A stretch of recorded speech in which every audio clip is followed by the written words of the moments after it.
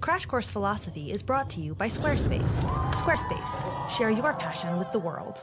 What gives your life meaning? God, love, money, work, fan fiction, football, shopping, Sherlock. You might have your own personal sense of purpose in your life, or maybe you're hoping this course will help you find one. Or you might believe that you were created with a certain essence as a human being, with a purpose given to you by God. Whatever the case is, no one would fault you for wanting your life to have meaning. A sense of meaning is something that we all crave, maybe even need. And as we move out of our unit on the philosophy of religion, we should spend some time talking about how we understand our lives as being meaningful. Because when you think about it, a lot of us devote a ton of energy to the task of finding meaning in our lives. Maybe you find it through religion, or by fighting for social justice, or educating others, or seeking beauty in artistic expression. No matter how you do it, there's a group of philosophers, the existentialists, who say that any or all of these things can give your life meaning. But at the same time, they say none of them can.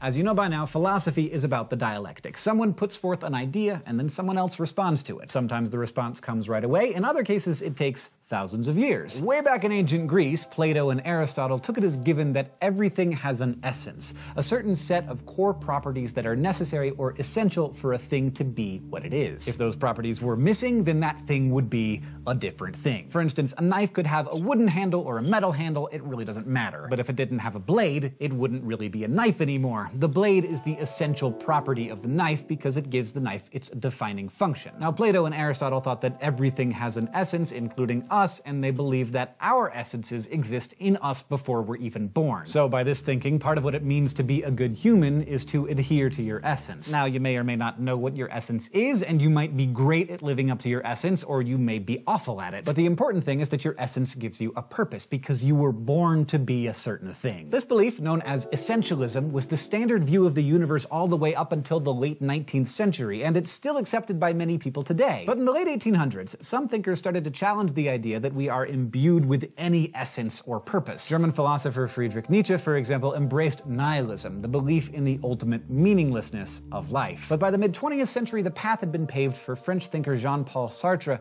to return to the question of essence and ask, what if we exist first? What if we're born without any hardwired purpose, and then it's up to us to figure out our own essences? Well, this became the framework for what we now know as existentialism, and its mantra is the claim that existence precedes essence. In other words, our existence, our birth, happens first, then it's up to each of us to determine who we are. We have to write our own essence through the way we choose to live. But we have no actual predetermined purpose. There's no set path that we're supposed to follow. It's hard to express how radical this idea was at the time, because for thousands of years before this, you didn't have to choose a path or find your purpose. God did it for you. But it's important to note that existentialism is not synonymous with atheism. Plenty of existentialists are atheists, but some are theists, like Kierkegaard. What theistic existentialists deny is any sort of teleology. That is, they refute the notion that God made the universe, or our world, or us, with any particular purpose in mind. So God may exist, but instilling you, or your life, or the cosmos with meaning, that's just not in his job description. As a result, we are each born into a universe in which we and our world and our actions lack any real inherent importance. This is a fundamental component of existentialism, and its adherents refer to it as the absurd. You and I think of absurdity as something that's just silly or preposterous,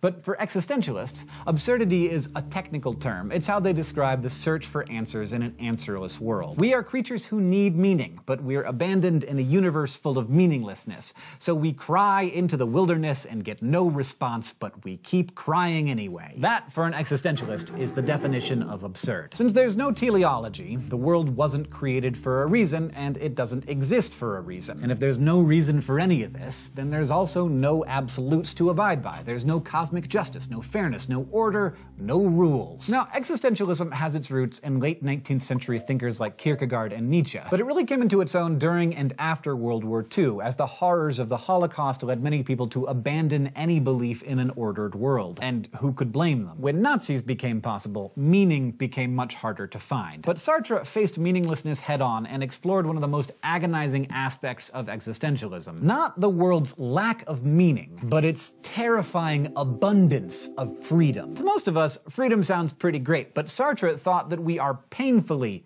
shockingly free. After all, if there are no guidelines for our actions, then each of us is forced to design our own moral code, to invent a morality to live by. Sartre took this to mean that we are condemned to be free, a fate that he found to be quite awful. You might think that there's some authority you could look to for answers, Sartre said, but all of the authorities you can think of are fake. You can do what your parents say, or your church, or your government, but Sartre said those authorities are really just people like you, people who don't have any answers, people who had to figure out for themselves how to live. So the best thing you can really do, he determined, is to live authentically. Sartre used this to mean that you have to accept the full weight of your freedom in light of the absurd. You have to recognize that any meaning your life has is given to it by you. And if you decide to just phone it in and follow a path that someone else has set, whether it's your teachers, your government, or your religion, then you have what he called bad faith, a refusal to accept the absurd. If you live by bad faith, you're burying your head in the sand and pretending that something out there has meaning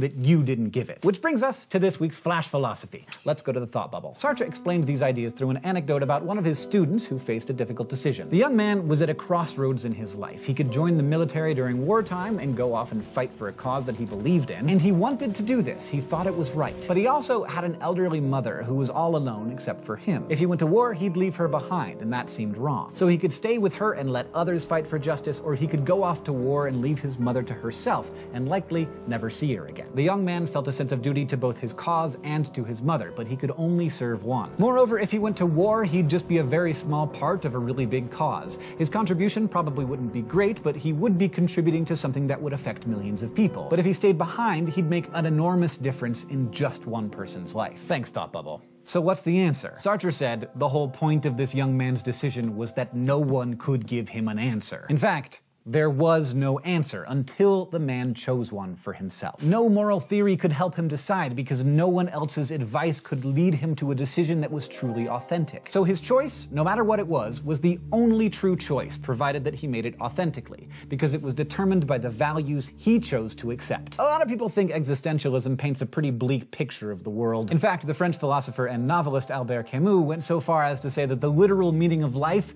is whatever you're doing that prevents you from killing yourself.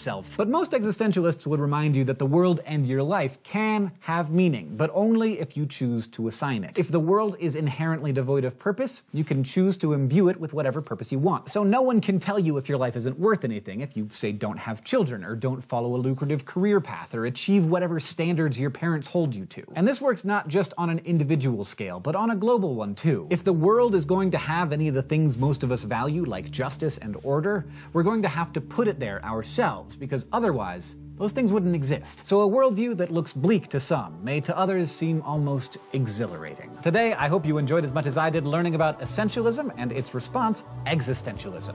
We talked about Jean-Paul Sartre and his ideas about how to find meaning in a meaningless world.